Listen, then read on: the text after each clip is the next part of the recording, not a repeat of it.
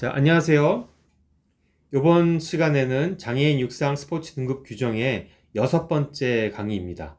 6번째 강의예요. 첫 번째 강의 행정에 관련된 거 했었고, 2강, 3강에서는 적격장애에 관련돼서 얘기를 했었습니다. 그리고 그 적격장애가 최소 장애 기준을 넘는지 안 넘는지에 대해서 강의를 했었습니다. 그래서 적격장애를 가지고 있고, 적격장애가 최소 장애 기준을 넘으면은 이 사람들은 장애인 육상 선수가 될 수 있습니다라는 자격이 부여됩니다. 그 자격이 부여된 사람들에게는 그 사람에게는 뛸 수 있는 스포츠 등급을 배정을 해줘야 되는 거죠. 그래서 이 선수들에게 스포츠 등급을 부여해줘야 되는 그런 절차, 거기에 필요한 검사, 필수 검사에 관련돼서 규정에 나와 있습니다. 자, 이 규정은 규정집에 스포츠 등급 분류 규정집에 118페이지부터 자세하게 나와 있고요. 거기에 대한 내용들을 추려가지고 설명하도록 하겠습니다. 스포츠 등급을 배정하기 위해서 이 사람이 F33으로 갈지 F34로 갈지를 결정하기 위해서는 해야 되는 검사다라고 얘기를 드릴 수가 있어요. 자, 118페이지에 뭐라고 나와 있냐면은 읽어보면 Methods of Assessment in Support of Sports Class Allocation Decision이라고 했습니다. 스포츠 등급을 배정하는 것을 결정하기 위해서 하는 검사다라고 되어 있고요. 안에 보면 This section identifies mandatory supplementary assessment라고 되어 있습니다. mandatory, 필수적인 검사예요.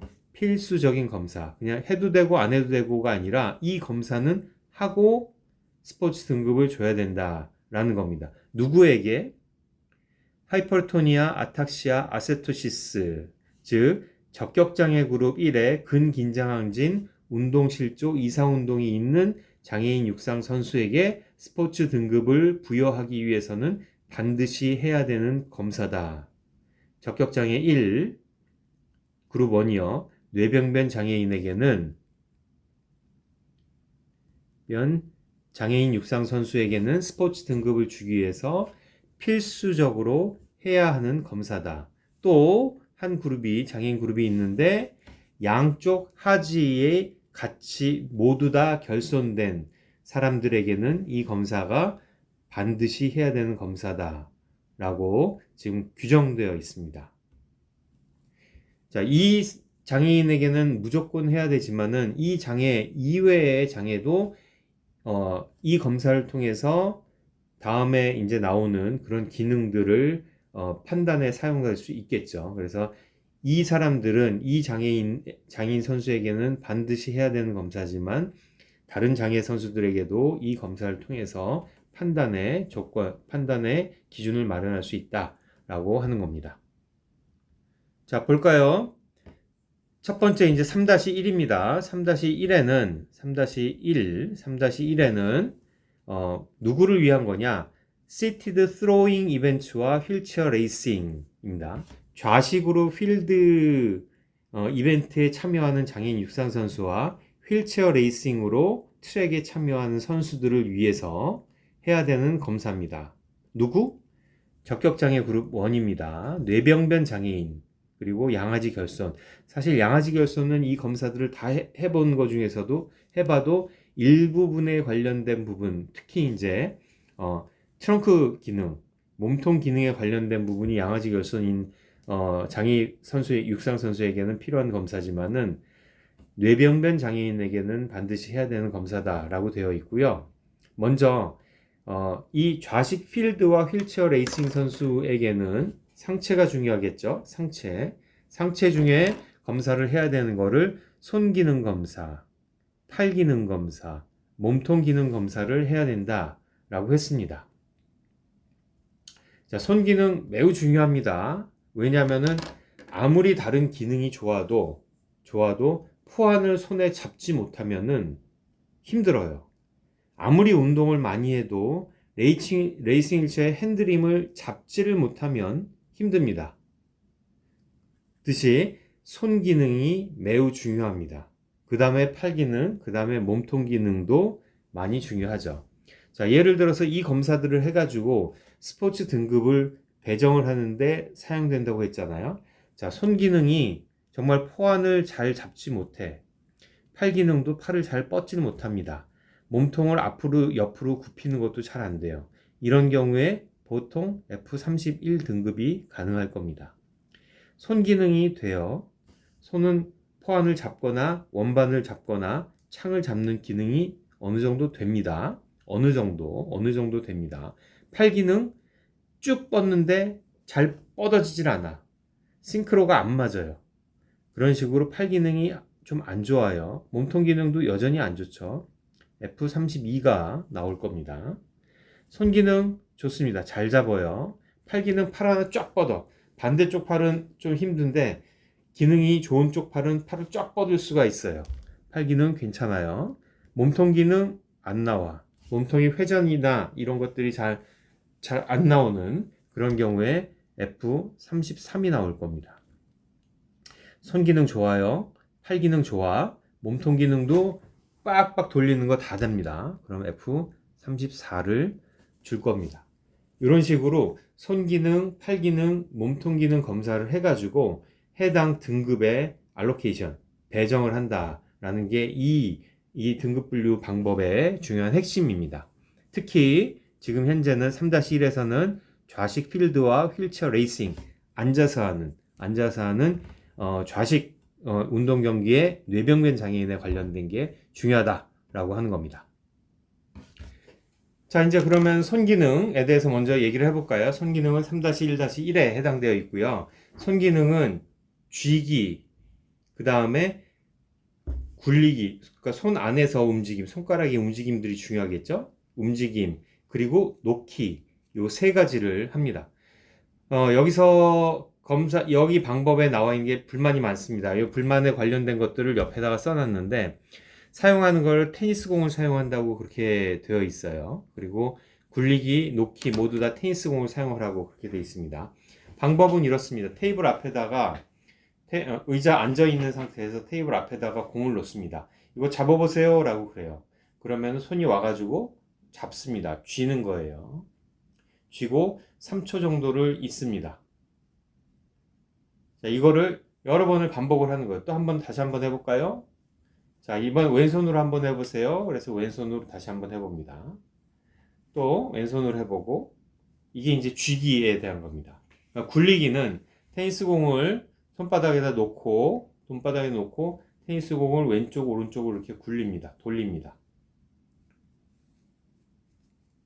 그리고 왼손도 해보세요. 돌리고요.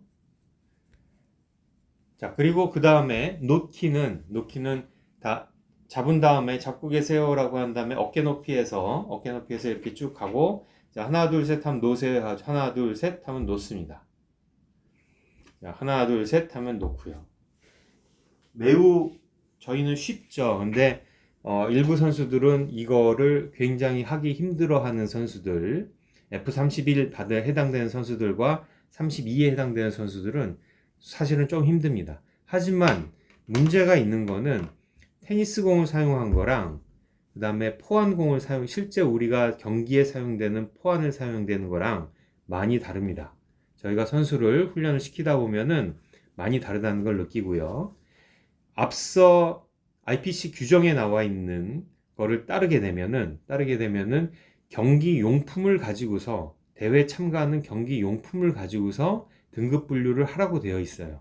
근데 갑자기 뜬금없이 테니스공으로 그걸 하라는 거죠. 마음에 안 들어요. 일단은 테니스공은 표면 재질도 거칠어서 일부만 잡거나 아니면 그 마찰력으로 상당히 잡을 수가 있습니다. 100g 남짓되는 공이기 때문에 가벼워가지고 그 정도의 마찰만 가지고도 잘 쥐지 않고 끼기만 해도 어느 정도 버티고 있는 정도가 돼요. 쥐기가 된다는 거죠. 쥐기가 되면은 아주 살짝만 움직여도 놓기가 된다면은 그것도 사실은 어렵지 않게 해낼 수가 있습니다. 심한 손에 장애가 있다고 하더라도 굴리기는 사실은 힘들어요. 굴리기는 손가락을 하나하나 쓴다는 거는 하나하나 써가지고 이렇게 굴린다는 거는 사실은 매우 힘들지만, 이게 만약에 선을 그려놓고 그 선대로 돌리세요라고 하면은 매우 힘든 게 눈에 보일 텐데, 선수 보고 그냥 굴리세요라고 하면은 그냥 아무렇게나 움직여 손가락이 아무렇게나 움직여 가지고 얘가 도는 게 마치 손에서 굴리는 걸 매니플레이션을 잘하는 것처럼 느껴지게 합니다.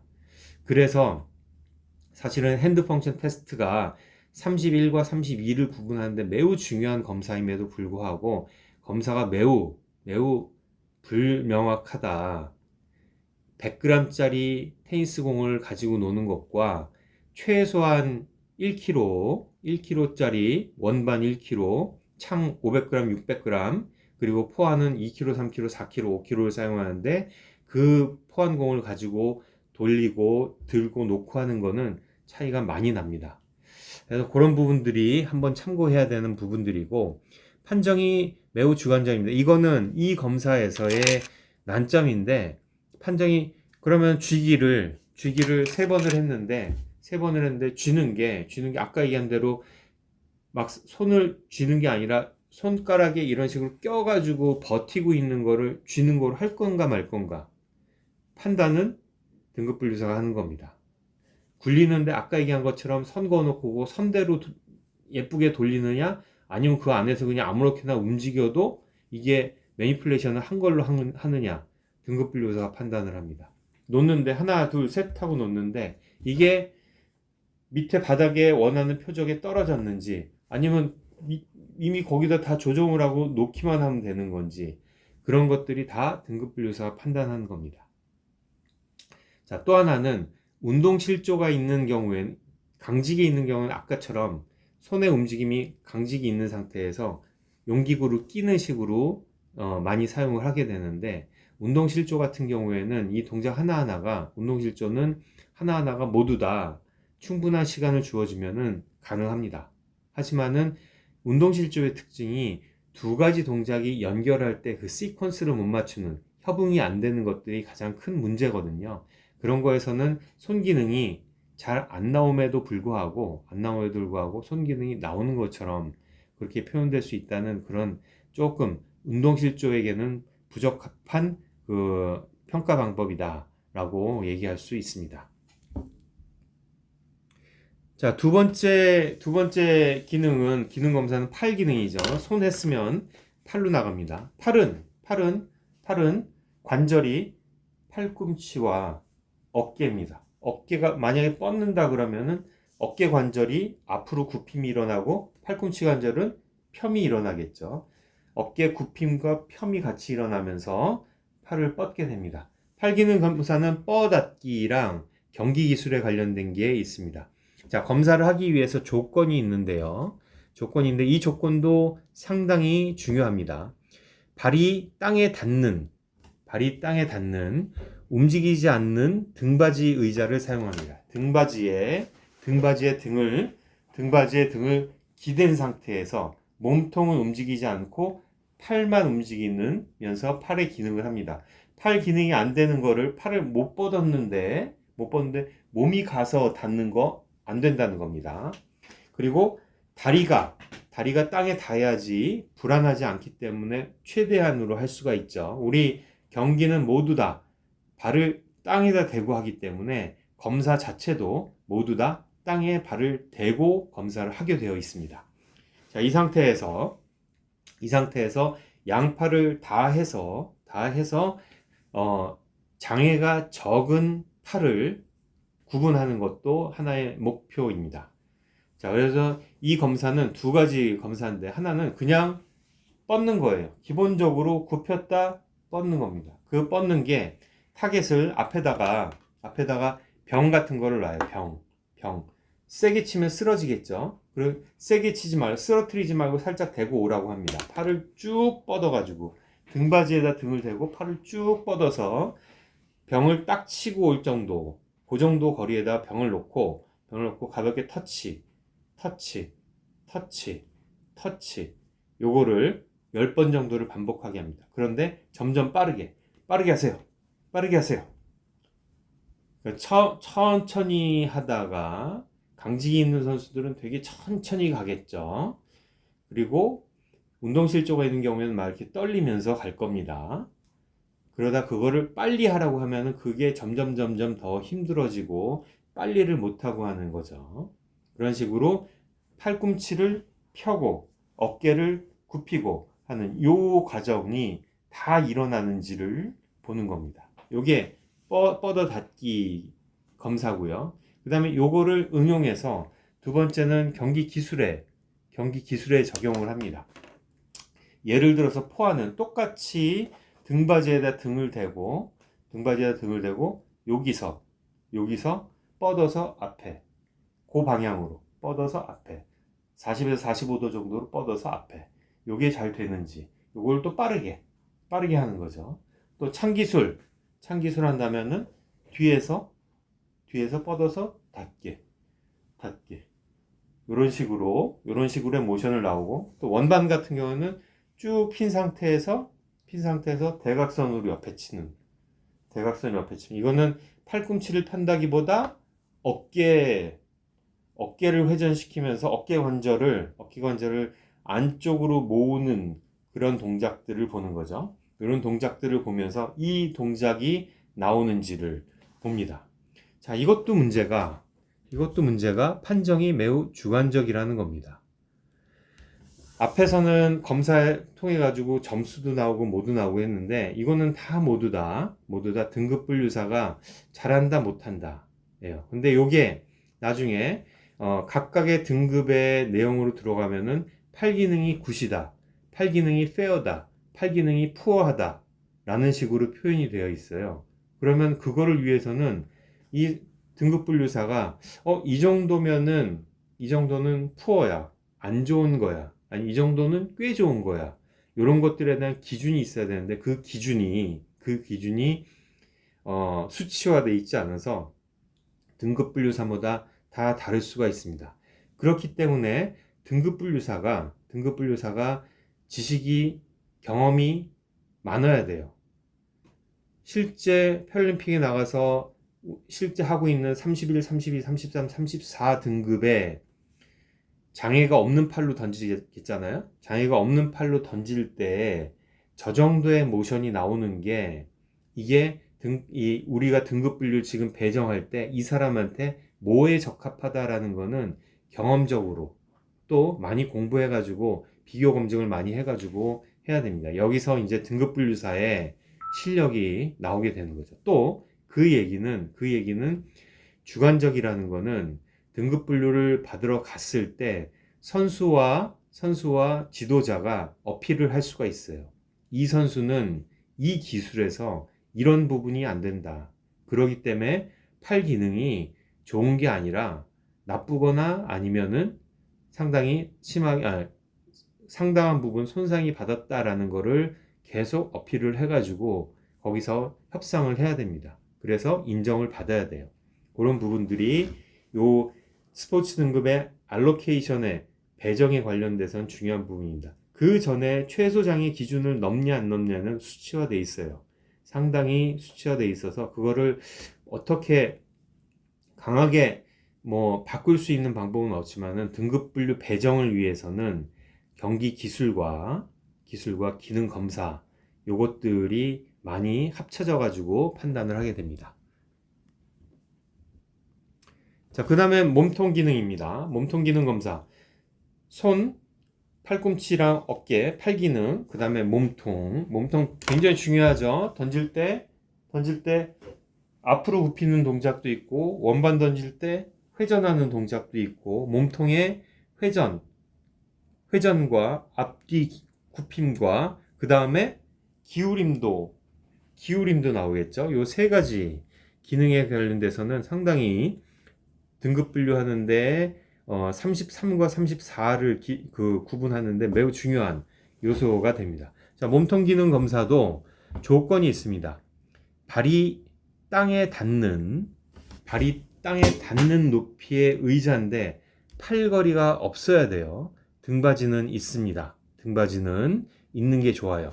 없어도 없는 거를 사용하는 것도 가능한데 있어야지 31, 32, 33 선수들이 안정적으로 할 수 있기 때문에. 그리고 이 등받이가 필요한 그런 선수들 같은 경우에 몸이 기울어지는 것 불안해가지고 못하잖아요. 그런 경우에 검사자가 살짝 지지를 해줄 수 있습니다. 살짝 지지를 해주면서 어느 정도 지지해야지 이 선수가 최대한의 동작이 나오는지도 판단을 하면서 이 정도의 손상이 있구나라는 거를 검사자가 알 수 있는 거죠. 검사자가 선수의 동작을 도와주는 것도 판단의 기준이 됩니다. 자, 몸통 기능 검사는 그렇게 하고요. 네 가지 검사를 합니다. 첫 번째는 꾸부정한 자세로 앉아 있다가 등을 펴는 거예요. 꾸부정한 자세로 갔다가 등을 펴는 겁니다. 꾸부정한 자세, 등 펴고 그러면서 그 스파인, 그 척추가 분절 운동이 가능한지 통짜로 하나처럼 움직이는 게 아니라 쭉쭉 하는 그 통짜로 움직이지 않고 분절 하나하나의 척추가 다 가동을 시킬 수 있는지를 보는 거죠. 그거는 가슴이 얼마나 쭈그러드는지 얼마나 쫙 하고 펴지는지를 관찰을 하면서 보게 됩니다.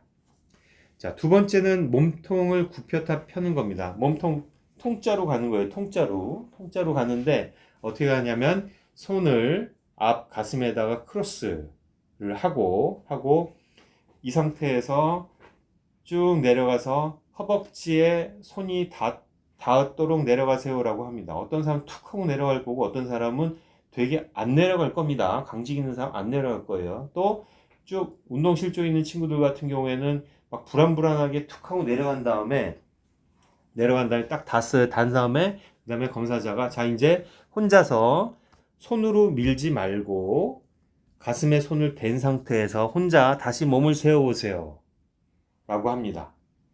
다시 몸을 세워보세요 라고 하는데 이때 똑바로 땅 올라오지 못하고 힘들게 올라오거나 아니면 한쪽으로 이런 식으로 비틀어 올라오거나 하는 그런 동작들이 이상한 동작들이 나오겠죠. 이런 보상작용에 온 동작들인데 이런 보상작용에 의한 동작들이 나오는지를 확인을 해가지고 등기능 검사, 그러니까 몸통 기능 검사를 합니다.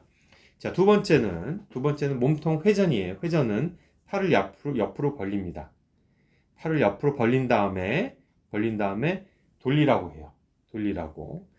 우리 같은 경우 그 비정형인 같은 경우에 최소한 90도 이상은 돌아가겠죠. 골반 대비 어깨가 90도까지는 돌아갈 겁니다. 반대쪽으로도 돌아가겠죠. 자, 좌측으로 돌아가는 것과 우측으로 돌아가는 게 같아야 되겠죠. 이게 달라도 문제가 있는 거죠. 몸통 회전이 잘 안 되는 거고요. 그거는 팔만 이렇게 가는, 대부분 이렇게 팔만 이렇게 갑니다. 경직 있는 친구들은 팔만 이렇게 보내요. 이거 아니죠. 어깨의 선이 돌아가는지를 확인하면서 검사를 하게 됩니다. 자, 이게 돼요. 되면 빠르게 하나, 둘, 셋, 넷 하면서 빠르게 돌려야죠. 빠르게 돌려야 되는데 이게 빠르게 되느냐 안 되느냐 매우 중요합니다. 강직이 있는 경우에 트렁크에 몸통에 강직이 있는 경우에 빠르게 안 돌아가요. 그런 경우에 포환이나 원반이나 창 같은 경우에 회전이 안 되고 앞뒤의 굽힘만 가지고서 경기에 임하게 되면은 경기력이 많이 떨어지게 되죠. 이게 34와 33의 기준점이 될 수도 있습니다. 자, 그 다음에 몸통의 기울임. 이런 손을 쭉 밑으로 해가지고 땅에 대라고 합니다. 땅에 닿고 그 다음에 다시 자기 혼자 이렇게 손으로 짚지 않고 자기 혼자 쓱 하고 올라와야 돼요. 자, 이 상태에서 아까 몸통 돌릴 때는 몸통은 하나도 안 들어 팔만 돌아가는 거 안 된다고 그랬죠. 기울이는 것도 마찬가지로 기울일 때 몸이 기울어지지 않고 숙여서 닿는, 한쪽으로 숙여서 몸을 숙여가지고 내려가는 거, 이것도 기울임이 아니라 숙임으로 보상작용이 있는 겁니다. 자, 이런 경우에 검사자가, 스포츠 등급분류사가 매우 초짜라면 되네? 라고 끝날 수도 있어요. 되네? 라고 해서 몸통 기능이 좋다라고 판정이 나면 손해보는 건 선수입니다. 그래서 이 검사에서, 몸통 기능 검사에서는 특히나 조심해야 될 게 검사에 임하는 선수들이 원하는 동작을 정확하게 그 방식대로 하려고 해야 돼요. 이게 아니라 보상작용이 일어나서 그 동작을 수행해내면은 만약에 초짜 등급분류사라면은 되네? 라고 너 잘하는데? 라고 하고서 몸통 기능이 좋다라고 넘어가 버릴 수가 있습니다. 그렇기 때문에 검사를 하는 사람도 그 검사 지시의 내용이 뭔지를 파악을 하고 해야 됩니다. 지도자분들은 신인 선수들을 등급 분류를 받잖아요. 이 선수들한테 이 검사를 받을 거야. 이때 검사를 할 때는 땅에 네가 닿느냐 안 닿느냐가 중요한 게 아니라 땅에 그 동작으로 그 동작을 만들면서 땅에 닿는 게 중요한 거야. 라고 하면서 기울임은 몸을 돌려서 굽히는 게 아니라 몸을 옆으로 기울여서 땅을 닿는 때 안 되면 안 되는 만큼을 보여줘야 되는 거고요.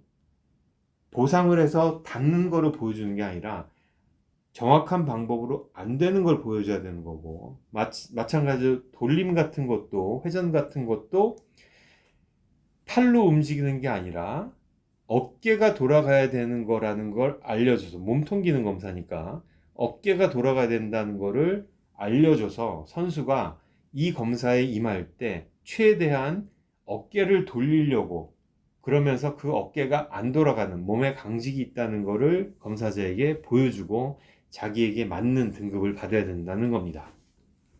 자, 아시겠죠? 몸통 기능 검사 33과 34를 구분하는 매우 중요한 잣대고요. 잣대고 33에서 편측마비가 있는 사람의 경우에는 대부분 한쪽에 강직이기 때문에 몸통이 한쪽으로 기우는 각도와 반대쪽으로 기우는 각도, 그 속도가 매우 다릅니다.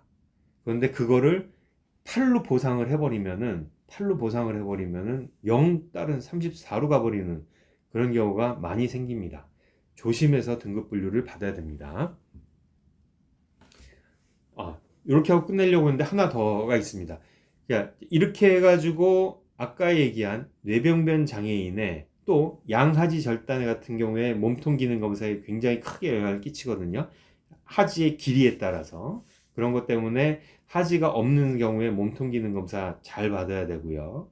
그러면서 뇌병변과 양하지 결손인 스포츠 등급 그 장애인 선수들이 스포츠 등급을 좌식 필드나 휠체어 레이싱에 관련된 등급을 받을 때 검사가 손, 그 다음에 팔, 몸통 이렇게 있다고 말씀드렸습니다. 아쉬운 건 손목이에요. 손목 매우 중요하잖아요. 손목에 대한 기능 검사가 빠져 있습니다. 그래서 이게 매우 조금 아쉬운 점 중에 하나입니다. 사실 저희가 선수들을 코칭을 하다 보면은 손목 쓰는 거를 매우 강조하면서 얘기를 하는데 이 기능이 잘 되느냐 안 되느냐가 등급 분류에 들어가 있지 않다는 게 또 하나의 아쉬운 점이기도 합니다. 자, 두 번째는 3-2예요. 3-2는 running, jumping, standing, throwing에 관련된 등급 배정을 하기 위한 검사입니다. 자, 달리기, 뛰기, 멀리 뛰기, 높이 뛰기, 그 다음에 입식 필드, 창 던지기, 그 다음에 로테이션을 하는 원반이나 포안 같은 경우에 입식 필드 같은 경우에는 하체가 중요하겠죠. 3-1에서는 throwing, 레이싱 휠체어, 상체가 중요하고, 달리기 뛰기 입식 필드는 손도 중요하지만 다리도 중요하죠. 그래서 이 경우에는 35, 36, 37, 38을 배정하기 위해서 반드시 필수적으로 해야 되는 검사입니다. 양하지 절단인 경우에는 해당되질 않겠죠. 양하지 절단의 경우에는 여기선 들어가질 않고, 뇌병변 장애인 선수 35에서 38까지를 받을 선수에게 어떤 등급을 줄지에 대해서 결정하기 위해서는 필요한 검사다라고 이해하시면 되겠습니다. 자, 5가지예요. 사이드 스텝, 그 다음에 제자리 높이 뛰기, 제자리 멀리 뛰기, 한 발로 3단 뛰기, 그 다음에 4단 바운싱. 제가 그 용어를 잘 썼는지는 사실은 모르겠습니다. 사이드 스텝은 나중에 보시면 알겠지만 뭐 명확한데 카운터 무브먼트 점프라는 것과 스탠딩 보드 점프, 그다음에 트리플 합, 그다음에 바운스, 요거가 4단 그러니까 요거는 여러분들이 또 판단해 주시기 바랍니다. 검사는 이렇게 5가지입니다. 자, 첫 번째 검사입니다. 사이드 스텝이에요. 사이드 스텝은 뭐 방법이나 뭐 너무나 익숙하죠. 문제는 뛰면 안 돼. 발은 항상 붙어 있어야 된다는 것만 그게 주안점이고요. 그리고 한 발 내딛고 디딘 다음에 다음 발 가져와서 붙입니다. 자, 요거에 대한 주관적인 질적 평가, 퀄러티브 observation이라고 되어 있어요. 주관적 평가라는 겁니다. 요것 또한 달리기 이벤트의 달리기 기술에 얼마나 정확한 안목을 가지고 있고 많은 대회를 봐서 등급 분류된 선수들이 실제 뛰는 모습을 봐서 내가 지금 내 앞에 와 있는 선수가 이 정도의 수행 능력을 보이면은 무슨 등급에 넣어줘야 될지는 등급 분류사의 질적인 평가, 주관적인 판단으로 이루어지게 되어 있습니다. 밸런스, 착지를 하고 있을 때 한쪽으로 기울어져 있지 않는지 한번 보고요. 편마비일 경우에 흔하게 나타나는 거죠. 움직일 때 좌우 대칭, 왼쪽으로 가는 발의 보폭과 오른쪽으로 가는 보폭이 같은지, 왼쪽으로 할 때 오른쪽으로 할 때 같은지, 그 다음에 그런 대칭, 그 다음에 협응이 일어나면은 리드미컬하게 딴 가겠죠. 근데 협응이 안 나면 쩔뚝뚝 이런 식으로 갈 겁니다.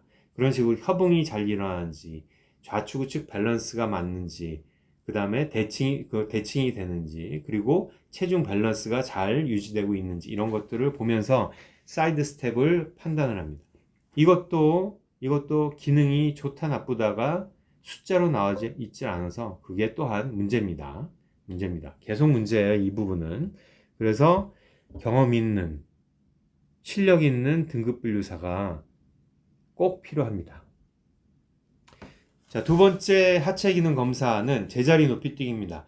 이게 카운터 무브먼트 점프라고 해서 반동을 줘가지고 빵 하고 무릎을 맨 처음에 쫙 굽힙니다. 여기는 90도가 아니지만 90도까지 쫙 하고 굽혔다가 빵 하고 뛰는 거죠. 이러면서 준비 자세부터 굽혔다가 지면 반발력으로 빵 하고 차 올라가지고 얼마나 높이 뛰는지까지, 90도까지 굽었는지, 그리고 얼마나 높이 뛰었는지에 대한 근력이나 무브먼트 파워 같은 것까지 다 포함해가지고 평가를 합니다. 자, 제자리 높이뛰기입니다. 세 번째는 제자리 멀리뛰기예요. 스탠딩 보드 점프라고 되어 있는데 하는 모양은 거의 우리가 하던 제자리 멀리뛰기라고 해서 그냥 제자리 멀리뛰기라고 했습니다. 보드에서 몸을 사용을 해가지고, 상체를 사용해가지고 협응을 최대한 많이, 몸통 전체 협응을 만들어내가지고 점프를 하게 되는 거죠. 이 점프를 할 때 밸런스, 대칭이 잘 이루어지는지, 왼발과 오른발의 대칭, 그 다음에 협응, 시퀀셜하게 모든 동작들이 시퀀셜, 팔의 움직임, 손의 움직임, 몸통의 움직임과 다리의 움직임이 시퀀셜하게 순차적으로 잘 일어나는지, 관절 가동 범위, 오른쪽 무릎과 왼쪽 무릎, 발목 등이 잘 굽어져 있는지, 굽지 않고 하나가 뻣뻣하게 펴진 상태에서 일어나지 않는지, 뇌병변 장애에서는 흔하게 일어나는 거죠. 그렇기 때문에 그런 것들을 보면서 판단을 합니다. 이 선수는 35로 들어갈지 37로 들어갈지 판단을 하게 됩니다. 또는 밸런스가 안 맞는다, 협응이 안 일어나 36으로 갈지, 그런 것들을 판단을 하게 됩니다. 자, 네 번째 하지 검사는 한 발로 3단 뛰기입니다. 한 발로 3단 뛰기. 자, 이거는 편마비 같은 경우에는 당연히 한쪽은 못 하겠죠. 그러겠죠?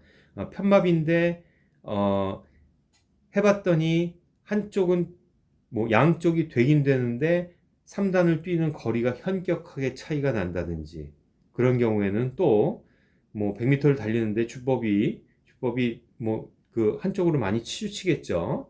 그런 식으로 양쪽에 밸런스가 맞지 않거나 대칭이 안 이루어지는지를 보게 됩니다. 그래서 한 발로 3단 뛰기, 오른발로 먼저 한 발로 깡총 깡총 깡총 세 번을 뛰어서 최대한 뛰는 거죠.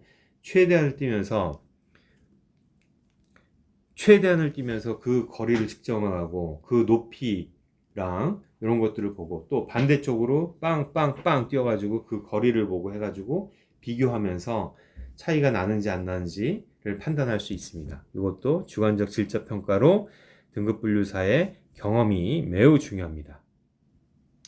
자, 다섯 번째 마지막 검사는 4단 바운싱이에요. 4단 바운싱.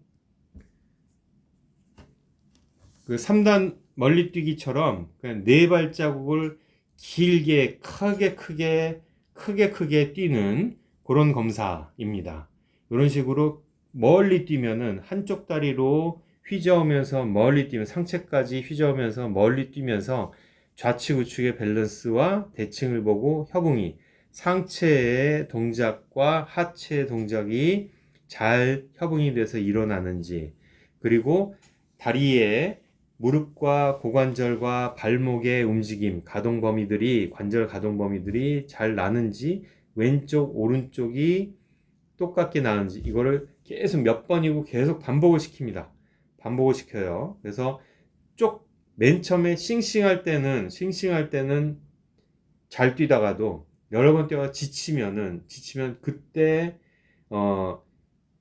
그 경직이 있는 쪽은 쉽게 지치기 때문에 거리가 훨씬 더 줄어들고, 경직이 있지 않은 쪽의 다리는 지구력이 좀 더 있어가지고 좀 계속 버틸 수 있어가지고 점점 그 거리도 차이 나고 동작도 차이 나게 됩니다. 그래서 한 번 시키는 게 아니라 여러 번 반복적으로 네 번을 하나, 둘, 셋, 넷 해서 뛰는 거를 계속 여러 번 반복을 시키면서 이 선수가 왼쪽과 오른쪽 다리의 능력이, 기능이 좋은지 나쁜지, 균형이 있는지 없는지를 판단을 해서 35, 38 제일 안 좋은 거죠. 그 다음에 38은 제일 좋은 거고, 중간에 37, 한쪽이 현격하게 차이 나는, 밸런스가 안 맞는, 대칭이 안 맞는, 협응이 안 되는 거, 리드미컬하게 땅땅땅땅 하지 말고 땅따 땅땅땅따 이런 식으로 움직이는, 협응이 안 맞는 36, 그런 식으로 저희가 등급을 판단을 해가지고 주게 됩니다. 자, 여기까지가 이제 스포츠 등급 배정을 위한 신체 기능 검사고요. 다시 한번 말씀드리지만 이거는 필수 검사입니다. 누구에게? 뇌병변 장애인에게는 필수 검사로 되어 있고, 지체장애, 적격장애 2에 관련된 장애인의 스포츠 등급을 위해서는 참고를 할 수 있는, 만약에 몸통 기능을 보고 싶다, 52와 53 사이에 몸통 기능을 보고 싶다라고 하면 여기 나와 있는 검사를 통해 가지고 몸통 기능을 판정을 하는 것이 바람직하겠죠. 자, 요 내용은 장애인 육상 선수가 된 다음에, 적격장애와 최소 장애 기준을 넘어 장애인 선수가 된 다음에 내가 앞으로 어떤 스포츠 등급을 가지고 참여를 할지를 결정한 매우 중요한 검사입니다. 특히 뇌병변 장애인 육상 선수에게는 이 검사가 필수 검사이기 때문에 검사의 내용을 잘 알고 검사를 정확하게 자기가 시행을 해서 내 상태를 등급분류사에게 정확하게 보여주고, 그 다음에 등급분류사는 그 기능을 갖고 있는 사람이 실제 경기장에서 어떤 등급에 배정돼서 뛰고 있는지를 정확하게 파악해서 거기다 집어넣어줘야 됩니다. 두 개가 모두 혼선이 있으면 지금 우리나라 육상처럼 모든 등급이 다 섞여가지고 35에 38이 있고 38에 35가 있는 상태에서 달리는 그런 모습이 나오는 거예요. 선수도 등급 분류를 받기 위한 검사의 내용을 잘 알고 있어야 되고, 등급 분류사도 등급이 그 등급에 해당되는 사람들이 어떤 기능을 가졌는지를 내가 지금 눈에 보이는 사람을 판단하는 게 아니라 여러 뒤에 백그라운드를 많이 공부하고 이 사람을 평가를 해야 됩니다. 왜냐하면 주관적으로 평가해야 되기 때문에. 주관적이란 얘기는 지식이 많은 사람과 경험이 많은 사람과 지식이 없고 경험이 없는 사람은 전혀 다른 주관을 갖게 되는 거죠. 그래서 우리가 원하는 거는 주관적인 검사가 들어가기 때문에 경험과 지식이 많은 등급분류사. 등급분류사는 경험과 지식을 늘리기 위해서 노력을 많이 해야 된다라고 말씀드리면서 이번 강의 마치도록 하겠습니다.